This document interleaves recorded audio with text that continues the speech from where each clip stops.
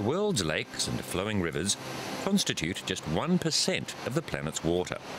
The fresh water in rivers is vital to all land-based life, but population pressures are putting major waterways under stress.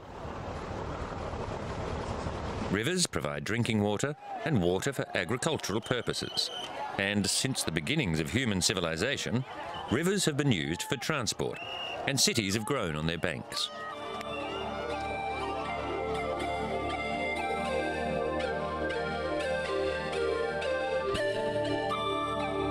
Rivers are an integral part of the water cycle, where fresh water, falling as rain or snow, flows to the oceans to be evaporated by warmth from the sun, forming clouds which release rain.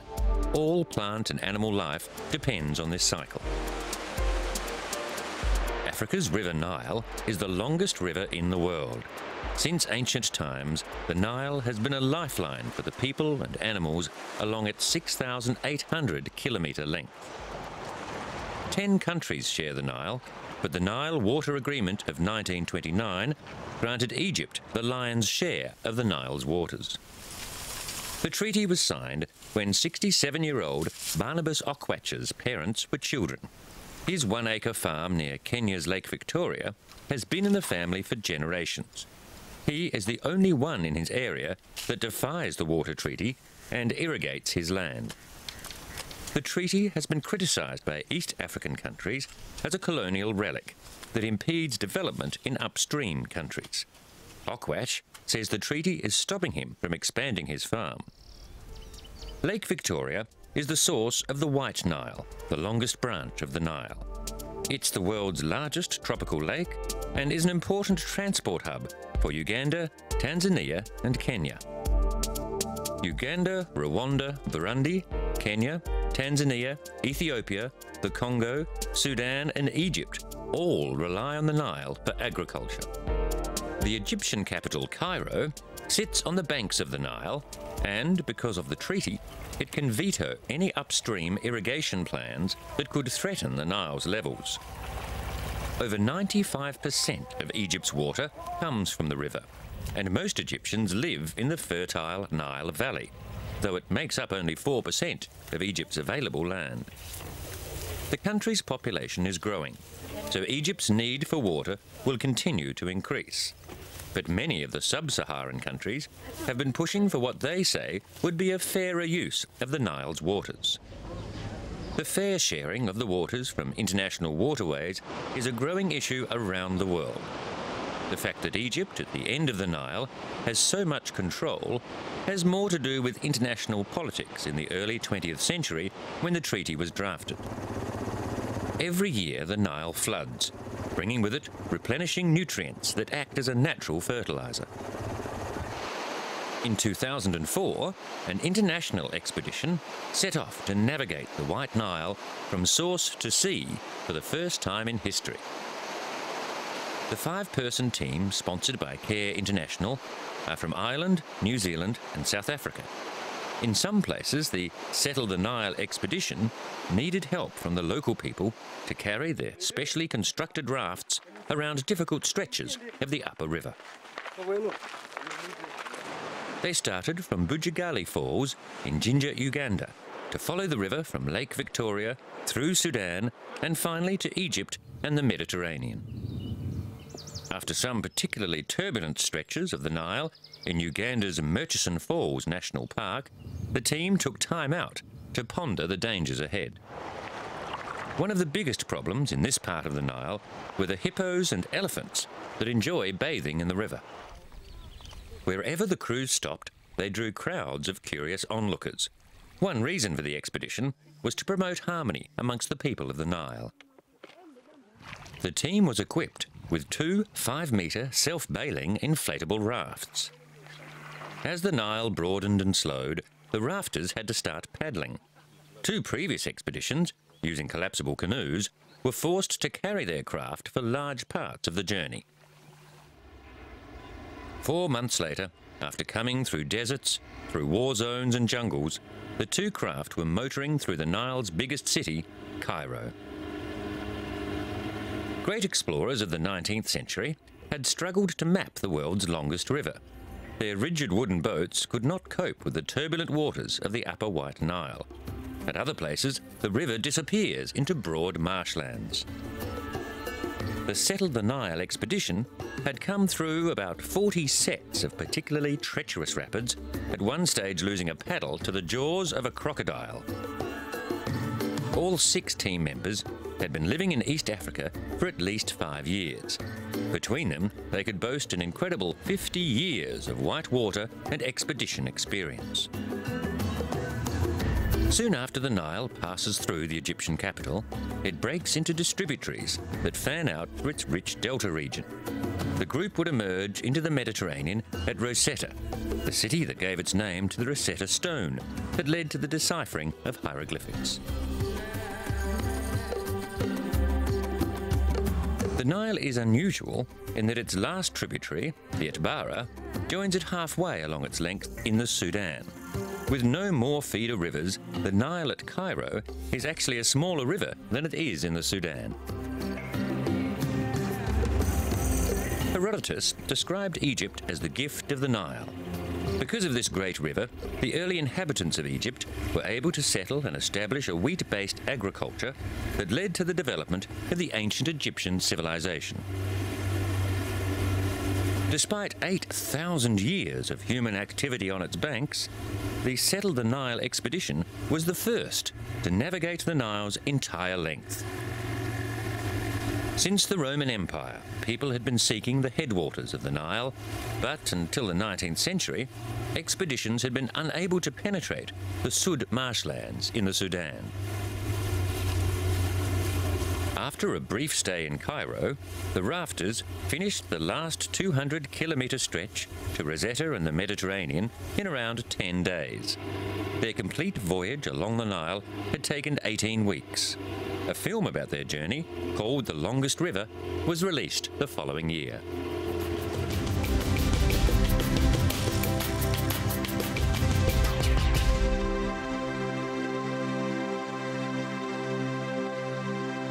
The world's weather patterns are changing, and nowhere is this more obvious than in the great rivers.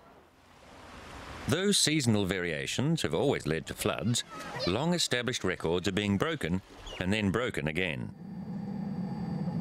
Across Europe, once-in-a-century extremes are now being repeated every 5 years, and high ground, previously beyond established high water marks, is no longer safe. But while some communities are struggling to come to terms with more water, other areas are experiencing unprecedented drought. Just 2 years ago, the worst drought in more than 100 years was damaging the world's biggest rainforest. South America's Amazon basin was drying out. In Manaus, capital of Brazil's state of Amazonas, dozens of boats lay stranded in the cracked dirt of the riverbank after the water levels receded. Pontoons and floating docks sat exposed on dry land. An hour from where it joins the Rio Negro to form the Amazon River, the Rio Solimões was so low that kilometres of exposed riverbank turned into dunes as winds whipped up thick sandstorms. Climatologists said the drought was the result of warmer ocean temperatures, but many were blaming the heavy logging across the Amazon basin. Another major Amazon tributary, the Rio Madeira, was so dry that cargo ships could not reach Porto Velho, the capital of Rondônia state. Instead, fuel used to run power plants had to be hauled in by truck from southern Brazil. The rainforest became susceptible to fires. Nearby, the Parana to Manakiri rivers' dry banks were littered with thousands of rotting fish.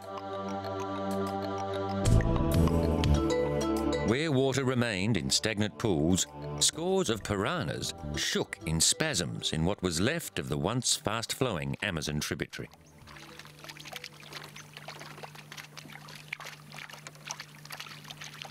In Manaus, more than 1,600 kilometres from the sea, both the Amazon and Rio Negro are usually more than 8 kilometres wide and 300 metres deep. And although these river levels drop towards the end of the dry season, local people had never seen anything like this. The drought also upset daily life in communities scattered throughout the basin's labyrinth of waterways. The governor of Amazonas declared 16 municipalities in crisis as the drought stranded river dwellers who could not buy or sell food. The Amazon basin is the largest drainage basin in the world, and although the Nile is the longest, the Amazon is the biggest river, responsible for 1/5 of the world's freshwater outflow. As such, it is the single most important freshwater system in the world, and changes here will have an impact on the world's weather patterns. But it's not just the Amazon that has been suffering. In Southeast Asia, the Mekong is also experiencing reduced flows. Chinese dams and drought are being blamed for the record lows, threatening the livelihoods of millions in Thailand, Laos, Cambodia and Vietnam. Along the dried-up riverbanks in Thailand's Mukdahan province, 600 kilometres north of Bangkok, local fishermen wade through the shallow waters, their fishing boats left unused. With water at its lowest level in living memory, fishermen say their hauls are just 30% of what used to be normal. According to the Mekong River Commission, a joint Lao, Cambodian, Thai and Vietnamese body set up to oversee the health of the 4,000-kilometre waterway, the river is flowing close to rock bottom.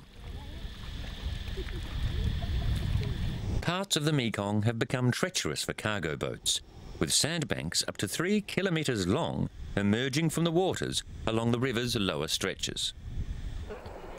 The Mekong is the heart and soul of mainland Southeast Asia. Over 60 million people depend on the Mekong and its tributaries for food, water and transport. Continued low water levels could be the end for fish such as the critically endangered giant Mekong catfish, the world's largest freshwater fish, and one of the roughly 1,500 different species unique to the Southeast Asian river system. Low rainfall is partly to blame for the low water levels, as is increasing demand by growing agricultural populations along the river. But Chinese dam building is thought by many to be connected to the drought. Critics say it is no coincidence that the worst drought in previous years was in 1993, the time of the completion and filling of China's first major dam in the southwest province of Yunnan. China has since completed another dam and has plans for 6 more, all of which are likely to have implications for the people living in the Mekong basin. Environmentalists say the Mekong could soon be the world's most dammed river, with more than 100 major dams, diversions and irrigation schemes planned, and thousands of smaller projects already in place.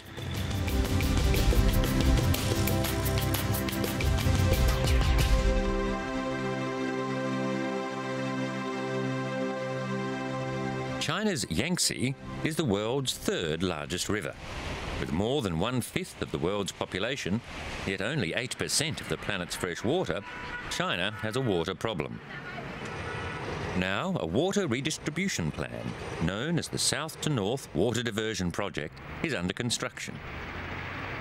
Due for completion in 2050, the scheme will link China's 4 main rivers.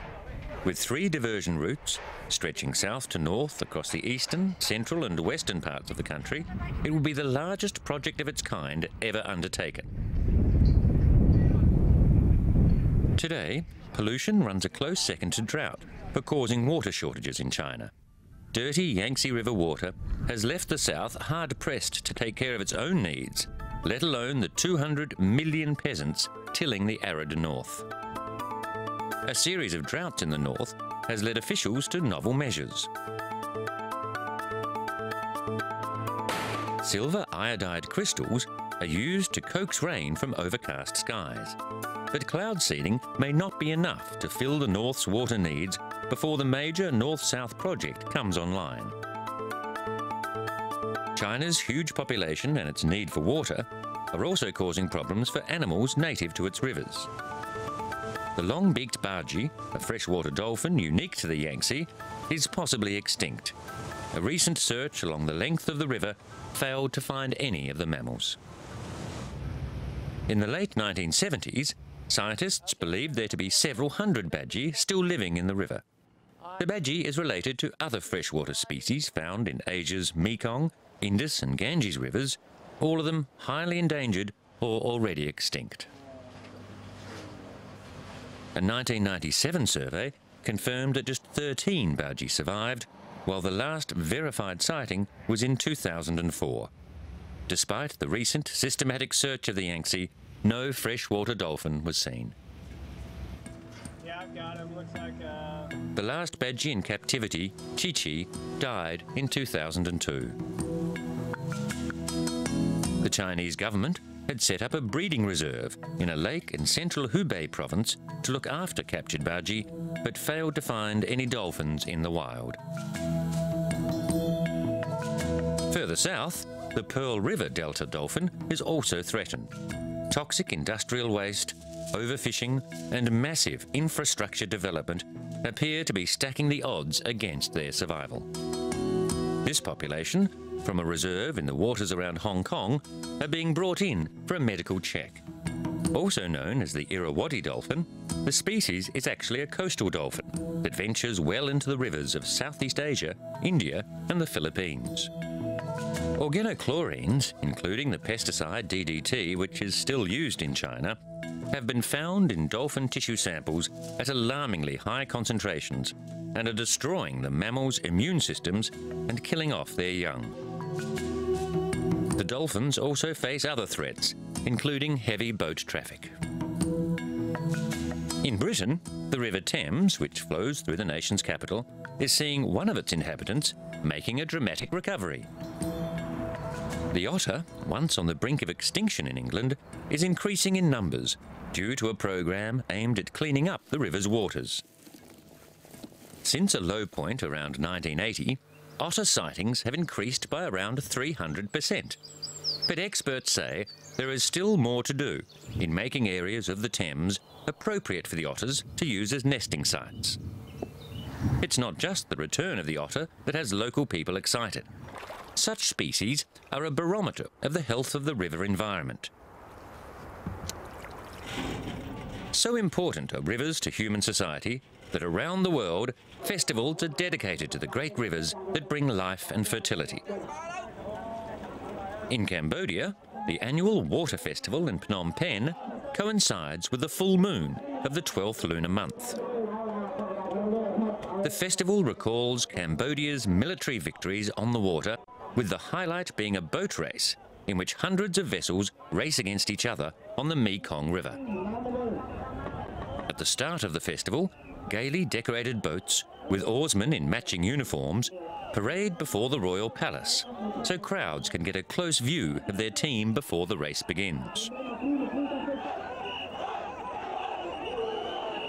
The boat racing dates back to ancient times, marking the strength of the powerful Khmer marine forces during the Khmer Empire. This year, more than 400 of the brightly coloured boats, with over 2,500 paddlers, battled it out for top honours. During the day, the boats race in pairs over a roughly 1 kilometre stretch of the river. The festival also pays homage to the Mekong River for providing the country with fertile land and abundant fish. People come to the capital from every corner of Cambodia.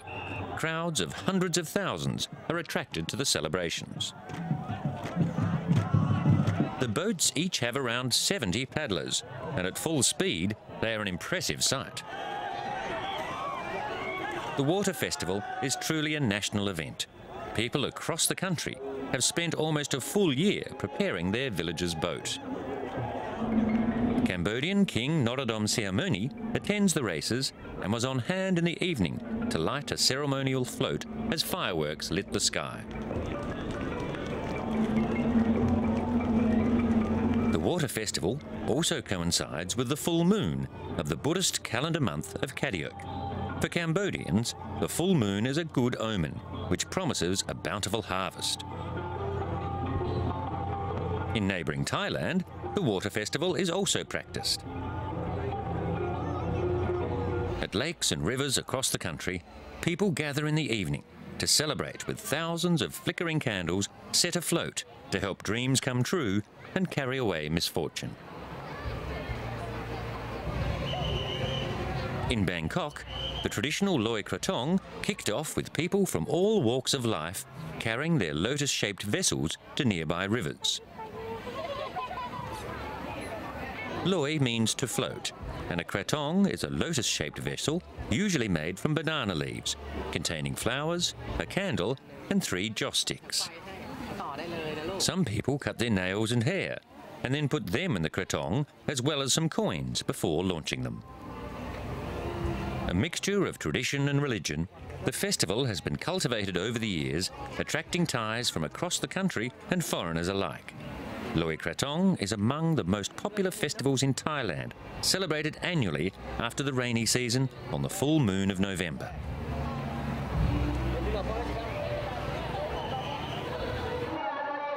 The world's biggest religious festival is centred around India's sacred river Ganges.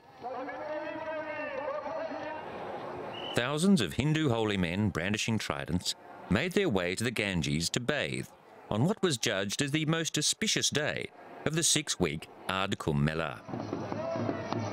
Tens of millions of pilgrims gather for the ancient festival to wash away their sins and free themselves from the earthly cycle of reincarnation. The observance of Kumbh Mela is believed to have started thousands of years ago in the Vedic period. Other activities include religious debate, devotional chanting, and mass feeding of holy men and women. Sadhus from across India gathered well before dawn in Allahabad at the confluence of the Ganges, the Yamuna, and a mythical third river, the Sarasvati, to bathe and speed their way to the attainment of nirvana. Thousands fought for space on the crowded, sloping riverbanks, many filling metal pots with the sacred water to take home for ill or dying relatives. Crowds at the Ardh Kumbh Mela were expected to top 5 million. The festival is held roughly every 3 years in one of 4 sites, with the Maha Kumbh Mela held every 12 years in Allahabad. The last gathering in 2001 drew some 50 to 70 million pilgrims.